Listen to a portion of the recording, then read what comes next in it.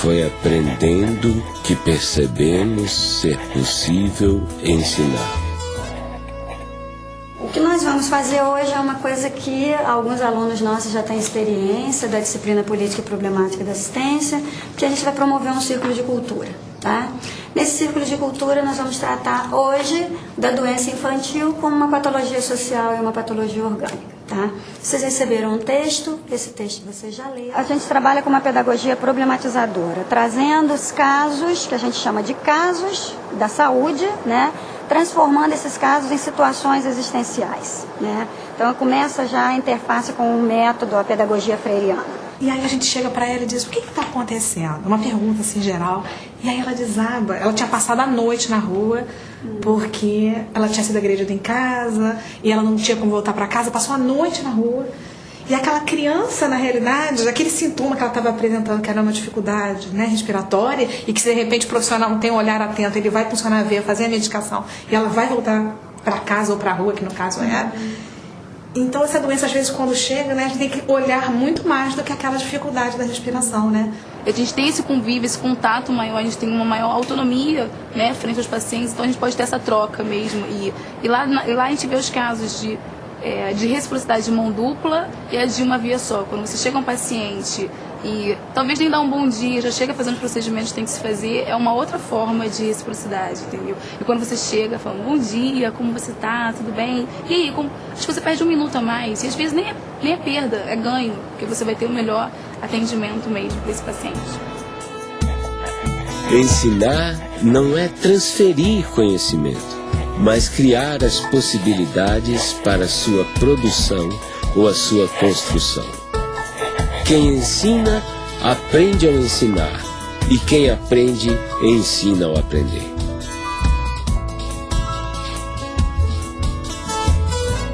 Pedagogia do Oprimido, que é um livro que já estava praticamente pronto em 68, mas que saiu publicado pela primeira vez em 70, e que é o principal livro do Paulo Freire, o mais importante. Há pouco tempo encontrei esse livro, Pedagogia do Oprimido, 15ª edição.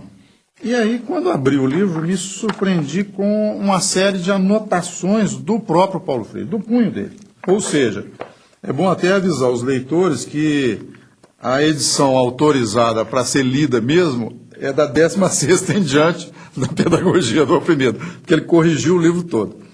Mas o que é mais interessante, isso contesta, é uma das provas do rigor do Paulo Freire com relação ao pensamento. Eu considero a obra de Paulo Freire, e ele também a considerava, eu ouvi depoimentos dele nesse sentido, não como uma obra do terceiro mundo.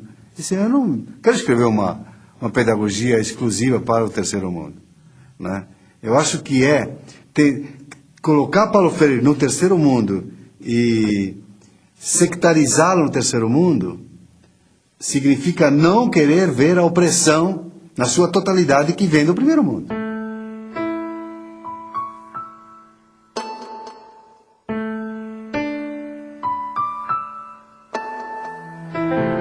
Ela foi a primeira leitora da Pedagogia do Oprimido, né? Ou seja, ela tinha uma sensibilidade, por exemplo, muito grande para escolher as palavras geradoras do método de alfabetização. E a Elza era uma grande educadora e que, inclusive, não acreditava que eu fosse outra coisa que não educador mesmo. Quer dizer, eu me lembro de uns sonhos que eu andei tendo na minha mocidade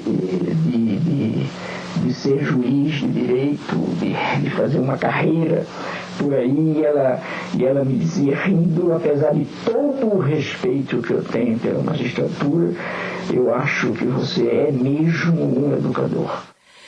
Porque era um diabo de um amor, rapaz, tão soberanamente amor, mas amor no sentido de desprendimento, amor no sentido de consciência do outro. Olha só que coisa, né? Ela teve um papel indiscutível na minha vida durante um longo período em que nós vivemos sem hiatos, não? Casados durante 42 anos. É um tempão, um negócio fantástico. Quando minha mãe morreu, meu pai morreu também. Morreu e Eu escrevi até um poema falando disso. Quando minha mãe morreu, eu perdi meu pai, né? Fiquei órfã de pai e mãe, e vou por aí. E ficou um pedaço de pai conhecido e um pai completamente desconhecido, que era aquele meio morto, né? Quando a Elza morreu, é óbvio que um cara que amou desse jeito, quando morreu, a pessoa que ele amou, morreu nele e com ele um bando de coisa. E, inclusive, morreu a vontade de viver.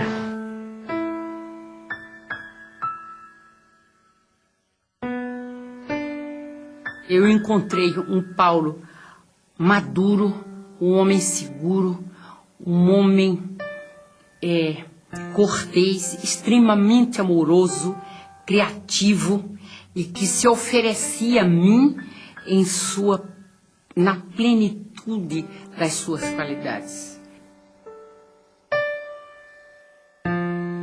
Nós temos que educar para sermos seres mais. E o ser mais em Paulo é isso, é ser mais humanos, ter mais qualidade enquanto gente.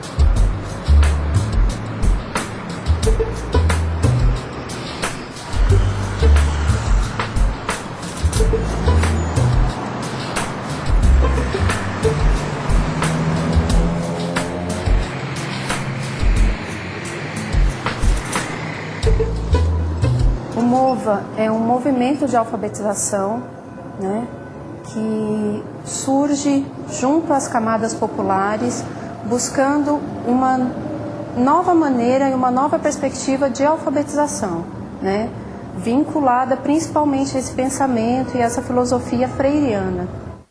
Logo que o Partido dos Trabalhadores ganhou a eleição em São Paulo, e através da prefeita Luísa Erundina, e antes mesmo dela convidá-lo para secretário, eu e o Paulo começamos a conversar sobre o desafio que estava colocado de criar um grande movimento de alfabetização de jovens e adultos na cidade de São Paulo, né?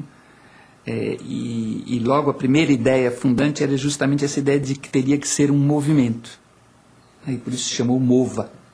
Eu acho que uma das tarefas da educadora progressista hoje, com relação aos movimentos populares, é exatamente aprendendo com eles, com os movimentos populares, ensinar também. Quer dizer, não há por que temer, que tem o dever e a tarefa e o direito de ensinar também aos movimentos. De jeito nenhum eu jamais me entregaria aos movimentos como eterno discípulo deles. Mas de jeito nenhum, porque é mentira e é falso. Também não sou o eterno professor dos movimentos, mas eu sou o educador. É uma maneira diferente de aprender, entendeu? É uma maneira que eu não aprendi assim na escola, entendeu? Eu fiz até a 8ª série e muita coisa daqui não foi ensinado na escola. Aqui dentro do estado de São Paulo, trabalhando com esse público de catadores de materiais recicláveis e através da alfabetização, da leitura, da escrita, da matemática, das ciências, está ajudando as pessoas a se envolver um pouco mais nesse contexto e entender um pouco mais esse trabalho que elas fazem. E está instrumentalizando principalmente para que eles possam ser aceitos e inseridos dentro da sociedade que a gente vive. Eu não sabia como lidar com o preconceito das pessoas, entendeu? E aqui nas aulas eu tô aprendendo como lidar com isso, entendeu? O pessoal fala, nossa, mas você cata lixo? Não, eu não cato lixo, eu reciclo, entendeu? Lixo é o que você faz na sua casa.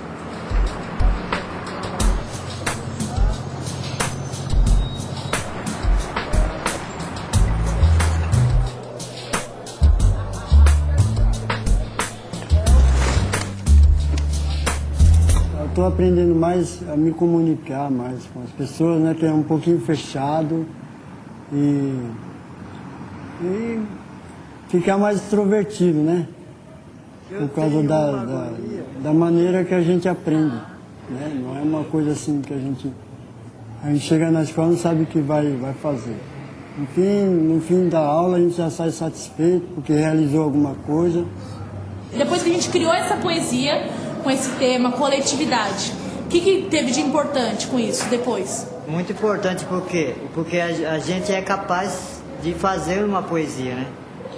Existe muita criatividade para isso, mas muitas vezes a gente no coletivo consegue conquistar mais ideias, né? Quem quer escrever Tempo Perdido? Minha poesia, estar com você. Sou uma pessoa muito contente e alegre, gosto de estar perto de vocês. Aprendo a ler, aprendo a escrever. Meu nome é Ailton, sou pobre de dinheiro, mas sou rico de saúde. Sobre as águas do mar e a luz brilhar ali pela rua passar sem saber o que, me sentindo tão só, sinto que é amor, sigo amor, amando-te assim, nós dois, amor e nós. Tá bom?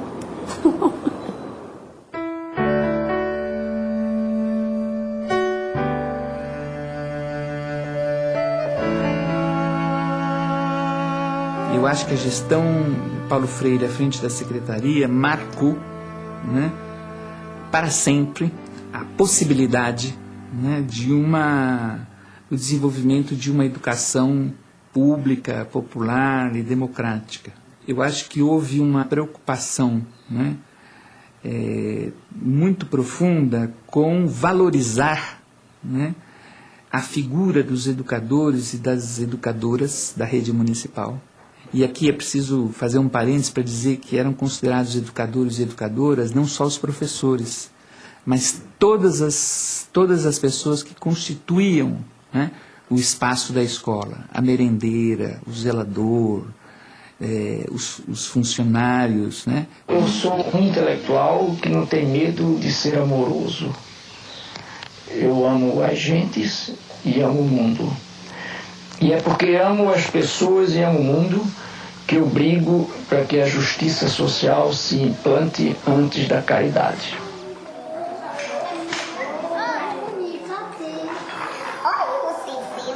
Ninguém começa lendo a palavra, porque antes da palavra, o que a gente tem para ler, à disposição da gente, é o mundo.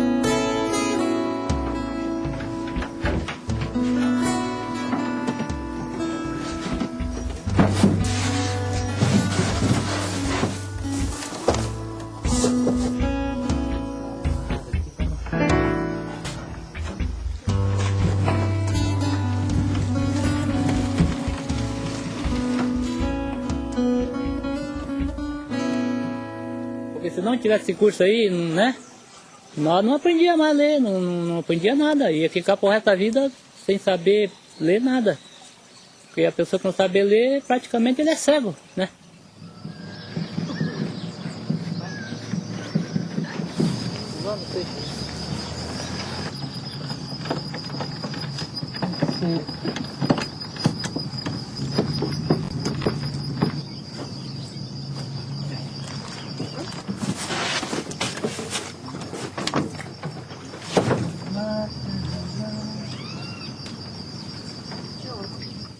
Se já sabendo ler, sabendo escrever, a gente fica mais seguro, né? Tem mais jeito para chegar, conversar, né? Nós gostaríamos de saber se esse projeto que nós estamos trabalhando com vocês se desenvolveu alguma coisa boa. Por isso que eu escolhi uma palavra para comentar com você, para comentar nesta aula, né? Então essa palavra é cidadania. Chega em casa, olha, que a professora me deu isso, tem essa lição para me fazer. Se entende, dá uma força para mim, me explica. Se eu entendo, eu dou uma força para ele, ensino ele. Ensino ele para se desembaraçar mais, né, na lição. Mas eu acho que ele aprendeu bem mesmo. Esses meses que ele está na escolinha. Porque a gente que trabalha de empregada doméstica, assim, né? A pessoa não sabe dos produtos que tem que passar para limpeza, né? E assim, aprendendo a ler já é uma força, né? Boa, né? Sabe o que produto que vai usar. Vem aqui, filha. Sabe o produto que vai usar. E tá, deu uma força boa. Ela vai na escolinha comigo também todo dia. E ela tá fazendo o prezinho. Eu aprendo mais com ela, né? Ela aprende comigo. Assim a gente vai indo.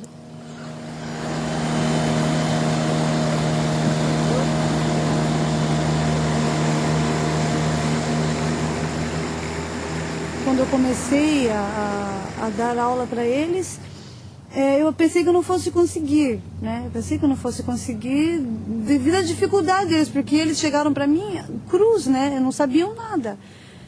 Aí eu comecei, passou umas 2, 3, acho que não chegou um mês de aula, chegou uma das alunas e falou: Miriam, eu consegui ir na Previdência Social, sozinha. Eu fiquei até emocionada, né? Quando eu vi assim, né, o Ministério, né? Aí, olhei assim, aprendi a ler para mim, era uma emoção.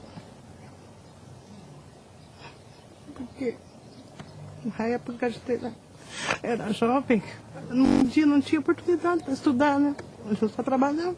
Então, eu dei graças a Deus, né? Por essa oportunidade, né? Que a gente teve agora de estudar, porque tudo tem seu tempo, certo, né? A alfabetização é uma experiência criadora. E significa que o alfabetizando tem que criar, tem que montar, para usar uma expressão mais técnica, o seu sistema de sinais gráficos. Quer dizer, ele tem que ser, no fundo, o arquiteto desta produção ou desta criação, obviamente ajudado, ou ele ou ela, ajudado pela educadora ou pelo educador. Para mim, é muito serventia, né? Porque eu tinha problema de falta de letra. Para me escrever, eu comia muitas R, trocava assim, sabe? Agora não. Já estou bem melhor, graças a Deus. Quando eu vou no banco pagar dinheiro, qualquer coisa que eu vou fazer no banco assim, eu já não vou com aquele medo que eu tinha, sabe? Então eu já vou ciente do que eu estou fazendo, né? Nosso Vale do Ribeira aqui, o Iguape, o que você fala não é necessário para nós aqui, dessas coisas ou de mais alguma coisa que você não falar? Em primeiro lugar, estudo, né? E segundo, para mim, é emprego. E vindo a indústria, fábricas, Saúde essas também. coisas, aí gera emprego, né?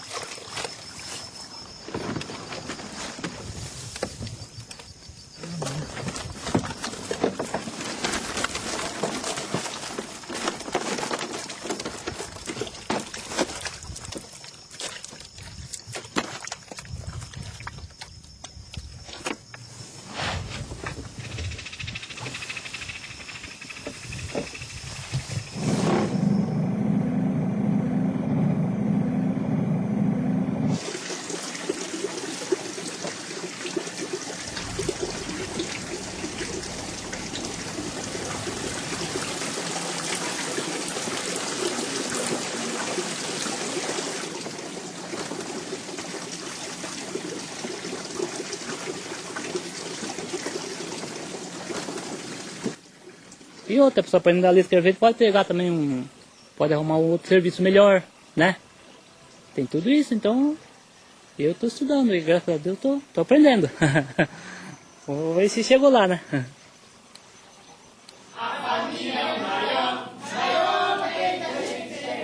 É feliz, ele mantém ela, quanto mais o dia é infinito também.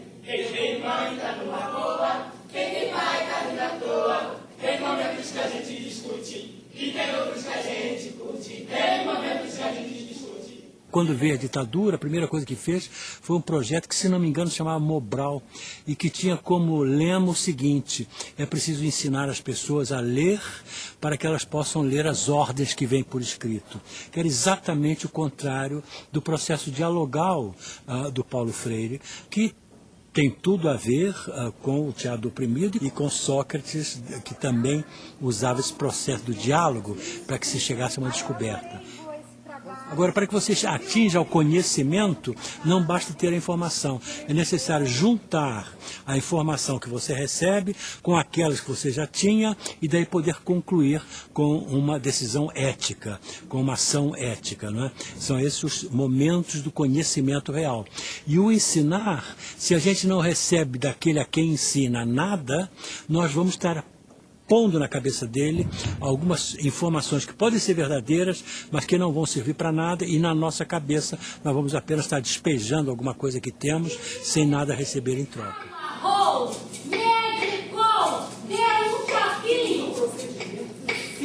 Eu não tenho dúvida nenhuma de que eu não posso ser entendido fora de uma compreensão da ética em mim e da política em mim. Eu acho que nenhum educador, nenhum pensador da educação está afastado disso. Quer dizer, a educação, enquanto formação humana, é um esforço indiscutivelmente ético e estético. Quer dizer, não há como separar também a decência da boniteza. Entende? Quer dizer, a educação, enquanto busca de boniteza, necessariamente procura a decência do ser.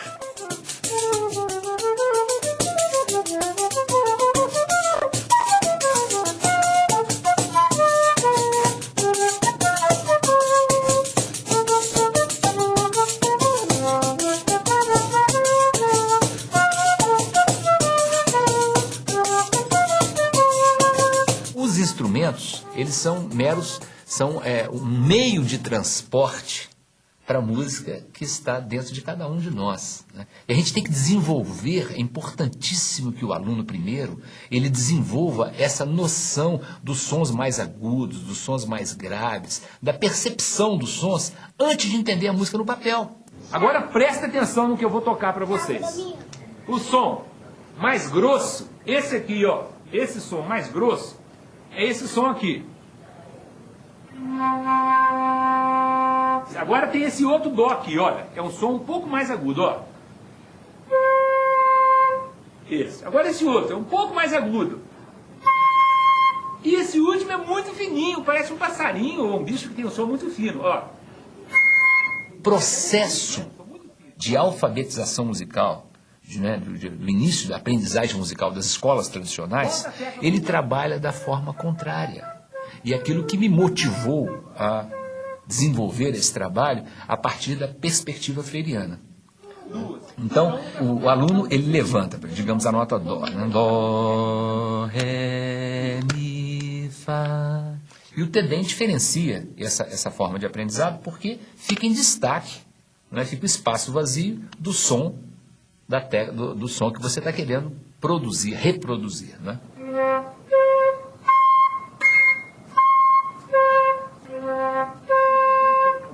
Qual foi?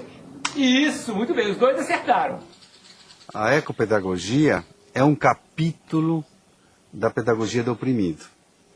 Por quê? Se a gente considera a Terra como um ser vivo e em evolução, hoje essa Terra é um grande oprimido. Nós vivemos de forma insustentável. Nós temos tudo para destruir o planeta, não pelas bombas atômicas. Nós podemos destruir hoje o planeta pelo modo insustentável de vida que vivemos nesse planeta. Então, nós temos que refundar os princípios da pedagogia para que ensine as crianças, jovens e adultos a viverem de forma sustentável, a terem um estilo de vida sustentável.